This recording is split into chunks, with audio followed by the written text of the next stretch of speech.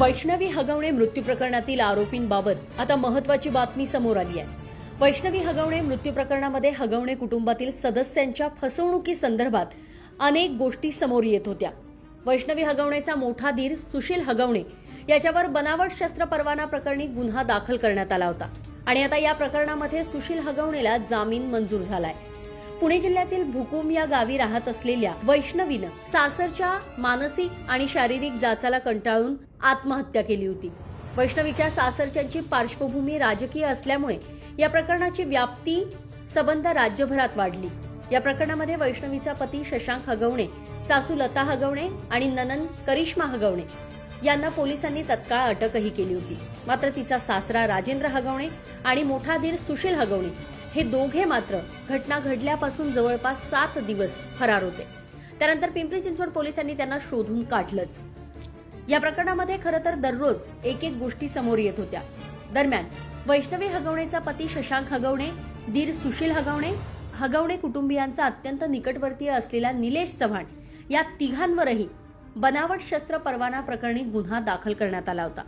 या तिघांनीही एकाच वर्षी पुणे पोलिसांकडून शस्त्र परवान्यासाठी अर्ज केले होते। शशांक आणि सुशील हगवणे हे पुणे जिल्ह्यातल्या मुळशी तालुक्यातल्या भुकुम या गावी राहत होते। मात्र असं असताना सुद्धा पुणे शहरात राहत असल्याचं दाखवून त्यांनी बनावट भाडे करारनामा केला होता। एकंदरीतच काय, शस्त्र परवाना प्रकरणामध्ये पोलिसांची दिशाभूल केल्याप्रकरणी या सुशील हगवणे आणि शशांक हगवणे यांच्यावर गुन्हा दाखल करण्यात आला होता। या दोघांच्या विरोधात कोथरूड आणि वारजे पोलीस ठाण्यात गुन्हा दाखल झाला होता। कोथरूड पोलिसांनी न्यायालयामध्ये अर्ज करून सुशील हगवणेला अटक केली होती। अखेर न्यायालयानं सुशील हगवणेला जामीन मंजूर केलाय। या प्रकरणातल्या इतर आरोपींनाही जामीन मंजूर होण्याची शक्यता आहे। खरं तर मागील महिनाभरात वैष्णवी हगवणे मृत्यू प्रकरण सबंध राज्यभरात गाजतंय। या संपूर्ण प्रकरणाने राज्यात खळबळ उडवून दिली होती। राजकीय पार्श्वभूमी असलेल्यांच्या घरात ही घटना घडल्यानं राज्याच्या राजकारणात याची दखल घेतली गेली आणि या प्रकरणाच्या निमित्तानं विरोधकांनी सत्ताधाऱ्यांवर जोरदार टीका केल्याचंही पाहायला मिळालं। महिला आयोगावर सुद्धा मोठ्या प्रमाणात या प्रकरणाच्या निमित्तानं टीका झाली।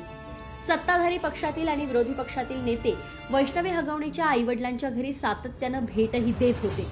मात्र महिनाभरातच या प्रकरणाची तीव्रता कमी झाली की काय असा प्रश्न आता पडतोय।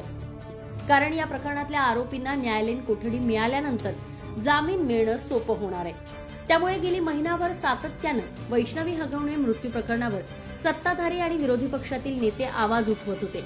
मात्र महिना उलटून गेल्यानंतर जर एक एक करत यातल्या आरोपींना जामीन मिळत गेला तर या प्रकरणाची धार बोथट होते की काय असा प्रश्न आता निर्माण होतोय। कारण जामिनावर सुटका झालेले या कुटुंबातील आरोपी पुन्हा समाजात नेहमीप्रमाणे वावरण्याची शक्यता आहे। तसेच या दरम्यानच्या काळामध्ये या कुटुंबाकडून फसवणूक झालेल्या व्यक्ती माध्यमांसमोर आलेल्या आहेत। त्यामुळे त्यांनाही कदाचित त्रास होण्याची शक्यता नाकारता येत नाही आणि त्यामुळेच वैष्णवी हगवणेच्या मृत्यूला कारणीभूत असणाऱ्या व्यक्तींना कठोर शासन होणं अपेक्षित आहे। तिच्या आरोपींना कठोर शिक्षा झाल्यास पुन्हा अशा घटना समाजात घडणार नाही असा एक संदेश या घटनेच्या निमित्तानं समाजात जाऊ शकतो। त्यामुळेच या प्रकरणाची तीव्रता लक्षात घेऊन वैष्णवीच्या मारेकऱ्यांना शिक्षा होणंच अपेक्षित आहे। हा व्हिडिओ तुम्हाला कसा वाटला कमेंट बॉक्समध्ये नक्की कळवा। या संपूर्ण प्रकरणाबाबत तुमचं मत कमेंट बॉक्समध्ये नक्की सांगा। पुण्याहून अश्विनी जाधव केदारी यांचा रिपोर्ट, लोकमत व्हिडिओ।